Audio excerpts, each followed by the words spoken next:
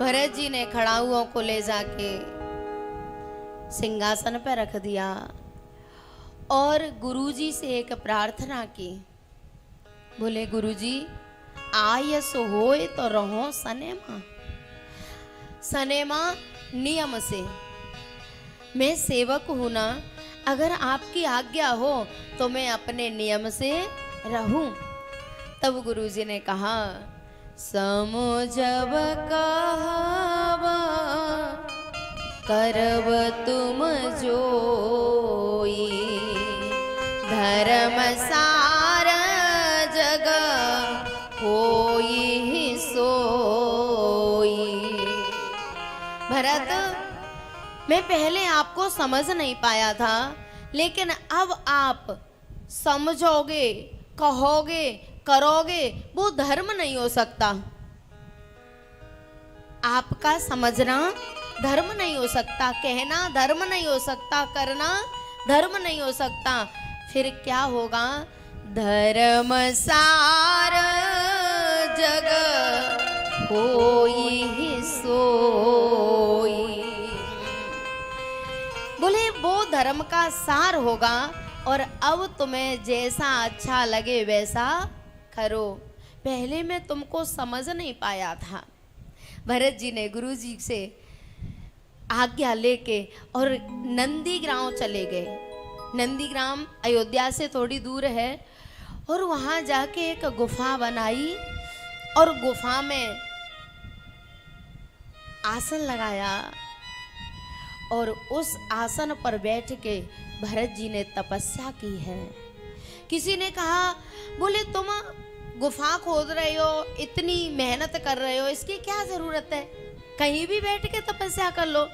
तब भरत जी ने कहा बोले मेरे प्रभु इस धरती पर विचरण कर रहे हैं और मैं सेवक हूं ना, स्वामी के बराबर बैठने का अधिकार नहीं है, इसलिए धरती पे तो मेरे प्रभु विचरण कर रहे हैं और मैं अपने प्रभु से नीचे आसन लगाऊंगा। जो अयोध्या का राज्य जिसके लिए देवता तरसते हैं, के राज्य के लिए देवता, के राज्य के लिए देवता तरसते हैं।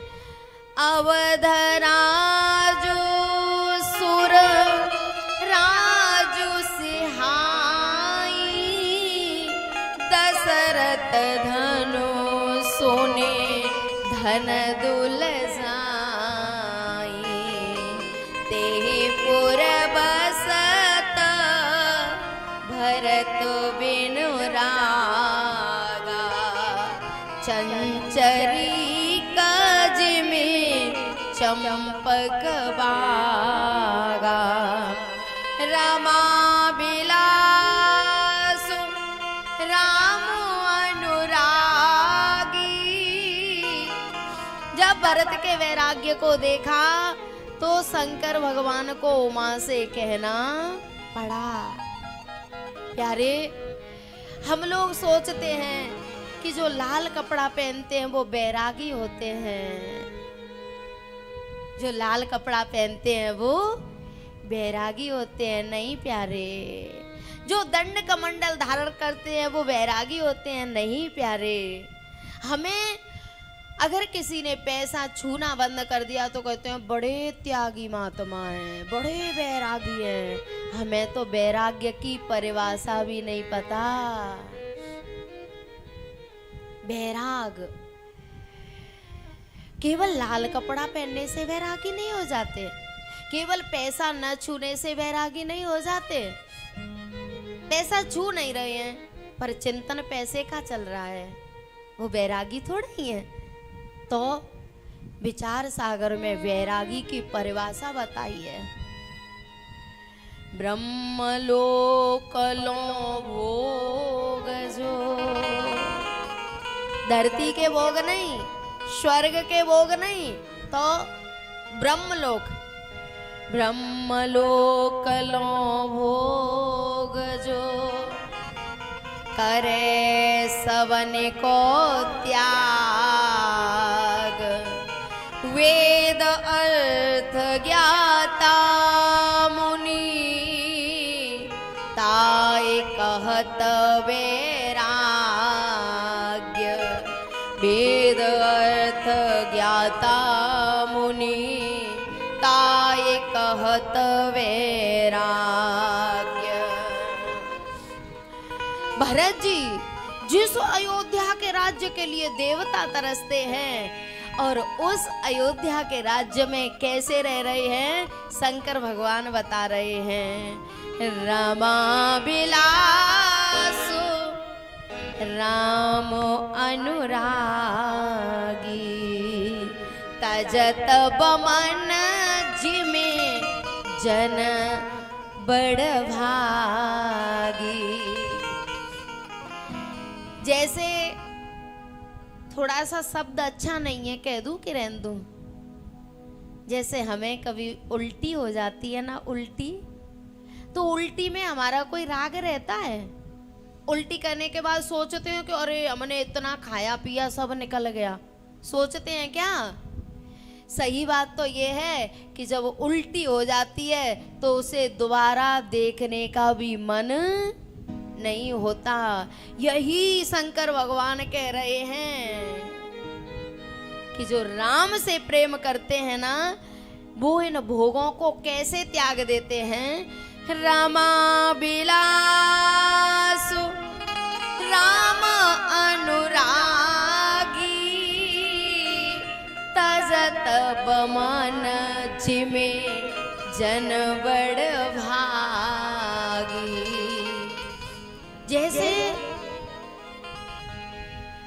विवेकी समझदार लोग उल्टी को करने के बाद दोबारा देखते नहीं है, ऐसे ही भरत जी अयोध्या में रह तो रहे हैं लेकिन वहां भोगों की तरफ उनकी दृष्टि भी नहीं है। और एक बात बताऊं, जब तक त्याग नहीं होगा तब तक शांति मिलने वाली नहीं है। हम दिन भर खाते हैं, दिन भर खाते हैं।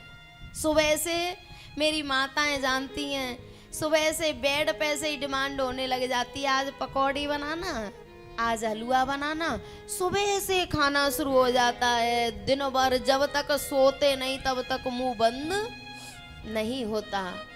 दिन भर संग्रह करते हैं और रात्रि को जब सो जाते हैं ना, तो सुबह ये माताएं कहें कि बढ़िया कचौड़ी बनाई है, कचौड़ी खा लो, फिर वो अच्छी लगती है कचौड़ी। क्यों? ये कहते हैं पागल है, अभी फ्रेश भी नहीं हुए, अभी त्याग नहीं किया है। और जब तक त्याग नहीं कर देंगे, हमें तो त्याग करने की इच्छा हो रही है, प्रेशर बन रहा है, और ये लेके आ जाए बढ़िया बढ़िया बादाम का हलवा, वो हलवा अच्छा लगेगा क्या? क्यों? त्यागात शांति निरंतरम। यद्यपि इस पेट को भरने के लिए ही दिन रात लगे हैं, पूरे दिन इसको भरते हैं, लेकिन सुबह यदि त्याग नहीं करेंगे तो बादाम का हलवा भी अच्छा लगने वाला नहीं है, शांति मिलने वाली नहीं है। शांति काय में मिलती है? त्याग में। त्यागात शांति निरंतरम। प्यारे मेरे भरत अयोध्या के राज्यपाट में रह रहे हैं, जिसके लिए देवता तरसते हैं, और उसमें भी कैसे रह रहे हैं? चंचरी काज में चंपक वागा, नित पूजत प्रभु पावरी, प्रीति न हृदय समात, मांगे मांगे आयसु करत, राज काज बहु भांत। भगवान की जो खड़ाऊ है ना, रोजाना उनकी पूजा करते हैं और उन खड़ाऊओं से आज्ञा ले लेके अयोध्या के राज्यपाट की व्यवस्था को चला रहे हैं। और पता है, शत्रुघ्न को नियुक्त कर दिया, बोले शत्रुघ्न तू ये सब व्यवस्थाओं को संभाल, और मैं नंदीग्राम जा रहा हूँ। और नंदीग्राम पर तपस्या चल रही है। सन्यासी वस्त्र धारण किए, सिर पे जटाएं बांधी और तपस्या कर रहे हैं भरत बैठ के। तपस्या कैसी हो रही है? पुलक गात हिय शिय रघुबीरु, जीह नाम जप लोचन नीरो। पुलक गात हिय शिय रघुबीरु, जीह नाम जप लोचन नीरो। राम लखन सिय कानन बसाई, भरतो भवन बसे तपतन कसही। सोने व्रत नेम साधु सकुचाही, सोने व्रत नेम साधु सकुचाही। देखे दशा मुने राज लजाई। भरत जी की हालत देख के जो ऋषि मुनि हैं, जो साधु हैं, वो शर्मिंदा हो रहे हैं। सोच रहे हैं कि हमारा जीवन यूं ही निकल गया, असली साधना तो भरत कर रहे हैं। पुलक गात हिय शिय रघुबीरु, जीह नाम जप लोचन नीरो। नंदीग्राम में तपस्या हो रही है भरत जी की, और पता है खाते क्या हैं? एक अंजलि जो एक गाय को खिला देते हैं, और वो गाय जब गोबर करती है ना, तो वो जौ उसके पेट में फूल जाते हैं, और उस गोबर में से इन जौ को धो के और उसका दलिया लेते हैं। अयोध्या में रह रहे हैं, नंदीग्राम में रह रहे हैं, लेकिन राजसी भोजन नहीं करते। उस गाय के गोबर में से जो जौ निकले हैं, उसका दलिया बना के भरत जी पाते हैं। दिन रात भजन चल रहा है, हे राम हे राम हे राम। एक दिन भगवान चित्रकूट पर बैठे हैं और आंखें गीली हो रही हैं, आंखों से अश्रुपात हो रहा है। भरत सने हो सीलु सेवकाई। शाम को भरत की चर्चा कर करके सोए, और जब आधी रात हुई तो आधी रात पे राम जी की आंखें खुल गई। सीता जी ने कहा, प्रभु आपकी आंखें क्यों खुल गई? नींद नहीं आ रही? बोले हाँ, नींद नहीं आ रही। बोले स्वास्थ्य तो बढ़िया है? बोले हाँ, स्वास्थ्य तो ठीक है, पर नींद नहीं आ रही। सीता जी देख रही हैं कि प्रभु को नींद आ जाए, सो जाएं। फिर सीता जी ने कहा कि आप सोते क्यों नहीं हैं? राम जी ने दुखी होके कहा, जानकी मैं सोना चाहता हूं, पर वो मुझे सोने नहीं देता। मैं सोना चाहता हूं, पर वो मुझे सोने नहीं देता। लखन ने सुन लिया, धनुष बाण उठा लिए, बोले कौन है जो आपको सोने नहीं देता, मुझे बताओ। राम जी ने कहा, वो भरत है, वो भरत है। मेरा भरत नंदीग्राम पर बैठ के तपस्या कर रहा है। और पता है भरत जी रात्रि को सोते नहीं थे, रात्रि को सोते नहीं थे, बस दिन रात हे राम। बोले भरत तपस्या कर रहा है, वो जाग रहा है, तो नींद मुझे भी नहीं आ रही। सीता जी ने कहा, आप सो जाइए। बोले नींद नहीं आती है, थोड़ी देर हुई, एक आध घंटा बीता और राम जी तो एकदम कांपने लगे, थर थर शरीर कांप रहा है। सीता जी ने कहा क्या हुआ, आपको बुखार है क्या? बोले बुखार नहीं है। बोले तो क्यों कांप रहे हो? राम जी ने कहा मेरा भरत सरयू मैया में स्नान कर रहा है। भरत सरयू में स्नान कर रहा है, सर्दी का समय था। जैसे ही भरत जी सरयू में डुबकी लगाते हैं, कंपन चित्रकूट पर राम जी को हो रहा है, शरीर कांप रहा है। बोले मेरा भरत सरयू में स्नान कर रहा है तो मुझे कंपन हो रहा है, तुम घबराओ मत। लखन जानकी परेशान है, करें तो क्या करें।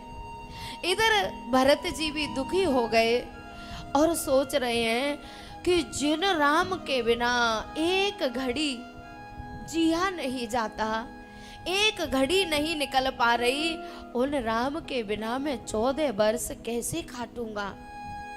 राम बिनु कठिन है एक घड़ी बितानी। बोले मैं क्या करूंगा, 14 वर्ष कैसे कटेंगी। भरत जी इधर दुखी हैं, चित्रकूट पर राम जी दुखी हैं। राम जी विचार कर रहे हैं कि मैं क्या करूं। इधर भरत जी ने सरयू मैया से प्रार्थना की, माँ अब मुझसे जिया नहीं जाता, अब मेरी प्रार्थना है, तू मेरी माँ है ना, अब तू मुझे अपनी गोद में जगह दे दे। अब मैं तेरी गोद में जल समाधि लेना चाहता हूँ। नहीं होता मुझसे 14 वर्ष का इंतजार, नहीं देख पाऊंगा मैं 14 वर्ष राम की राह नहीं कर पाऊंगा इंतजार। तू मुझे अपनी गोद में जगह दे दे। जैसे ही भरत जी ने हाथ जोड़े सरयू मैया में कूदने वाले थे, तब तक किसी ने आके पीछे से वस्त्र पकड़ लिए। भरत ये क्या कर रहे हो? अगर तुमने आज सरयू में जल समाधि ले ली ना, तो राम जी कभी भी लौट कर आने वाले नहीं हैं। वो आजीवन वन में ही रहेंगे, वो कभी लौटेंगे नहीं। भरत जी ने रोते हुए कहा तो मैं करूं तो क्या करूं, मेरे 14 वर्ष कैसे कटेंगे, मैं क्या करूं। और ऐसे रोते हुए भरत जी ने जब पलट के देखा तो वहां कोई नहीं था। तो फिर भरत जी के वस्त्र किसने पकड़े? कौन कह रहा है कि तुम ऐसा मत करो? जो राम जी ने खड़ाऊ दी थी ना, वो खड़ाऊ जड़ नहीं थी, वो खड़ाऊ जड़ नहीं थी, वो खड़ाऊ चेतन थी। और भरत जी क्या मान के लेके आए थे? अस सुख जस सिय राम रहेते। भरत जी उनको राम और सीता के रूप में लेके आए थे, दोनों खड़ाऊओं को। तो उन खड़ाऊओं ने वस्त्र पकड़ लिए। बोले भरत ऐसा मत करो, अगर तुमने आज सरयू में जल समाधि ले ली तो राम जी कभी भी लौट के आने वाले नहीं हैं। तब भरत जी रोते हुए नंदीग्राम पहुंचे हैं और वहां तपस्या कर रहे हैं। प्यारे